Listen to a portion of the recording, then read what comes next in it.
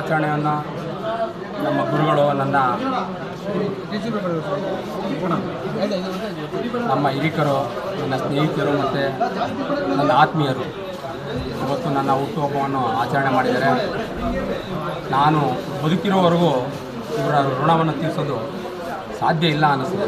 ಇವತ್ತು ನನ್ನ ಬಗ್ಗೆ ಅವರು ಆಡಿದ ಮಾತುಗಳು ನನಗೆಲ್ಲೋ ಒಂದು ಕಡೆ ಇನ್ನೂ ನಾನು ಹಲವಾರು ಕೆಲಸಗಳನ್ನ ಮಾಡಬೇಕು, ಸಾಲಲ್ಲ ಅನ್ನಿಸ್ತದೆ ಅವ್ರು ಹೇಳಿರೋ ಮಾತುಗಳ ಪ್ರಕಾರ ಹೋದರೆ.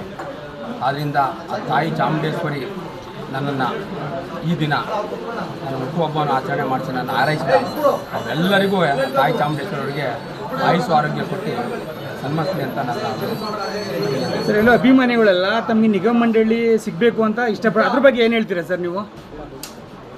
ಅಭಿಮಾನಿ ಅನ್ನೋಕ್ಕಿಂತ ಹೆಚ್ಚಾಗಿ ನನ್ನ ಹಿರಿಕರು ಮತ್ತು ನಾನು ಈ ಸ್ಥಾನಕ್ಕೆ ಬರಬೇಕಾದ್ರೆ ಇವತ್ತೆಲ್ಲ ಯಾರು ಇದ್ದಾರೆ ಇಲ್ಲಿ ಇವರೇಗಳ ಕಾರಣ. ಇಲ್ಲಾಂದರೆ ನಾವೆಲ್ಲೋ ಇರ್ತಾಯಿದ್ದು.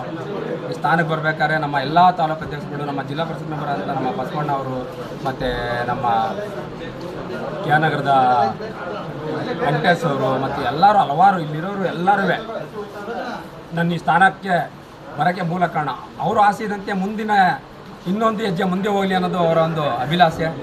ಭಗವಂತ ಏನಾರು ಆಶೀರ್ವಾದ ಮಾಡಿದ್ರೆ ನೋಡೋಣ, ಆ ಕಾರ್ಯನೂ ಹೆಚ್ಚಿನ ರೀತಿಯಲ್ಲಿ ಮಾಡೋಕ್ಕೆ ರೆಡಿ ಇರ್ತೀವಿ. ಈಗ ಶಾಸಕರಾಗಿ ಆಯ್ಕೆ ಆಗ್ತೀರಾ, ಯಾವುದೋ ಕ್ಷೇತ್ರ ಆಯ್ಕೆಳಿ ಅಂತ ಹೇಳ್ತಿದ್ದಾರೆ, ಅದ್ರ ಬಗ್ಗೆ ಏನು ಹೇಳ್ತೀರಾ ಸರ್ ನೀವು? ಅವರು ತಮ್ಮ ಅಭಿಮಾನದಿಂದ ಹೇಳ್ತಾರೆ. ಇವತ್ತಿನ ಈ ಸ್ಥಿತಿನಲ್ಲಿ ಅದು ಭಾಳ ಕಷ್ಟದ ಕೆಲಸ. ಸುಮ್ಮನೆ ನಾವು ಎಲ್ಲರೂ ಹೇಳ್ದಂಗೆ ಹೇಳಿದ್ರೆ ಅದು ಚೆನ್ನಾಗಿರಲ್ಲ. ಅವರ ಆಸೆ ಇದೆ, ನೋಡೋಣ ಭಗವಂತ ಮುಂದಿನ ದಿನ ನಮ್ಮ ಬೀರಪ್ಪ ಹೇಗೆ ಮಾಡ್ತಾರೆ ಅದ್ರ ಮೇಲೆ. ಈಗ ಕೊನೆಯದಾಗಿ ನಿಮ್ಮ ಅಭಿಮಾನಿ ಮತ್ತು ಸ್ನೇಹಿತರಿಗೆ ಏನು ಹೇಳೋಕ್ಕೆ ಇಷ್ಟಪಡ್ತೀರಾ ಸರ್? ಅವರು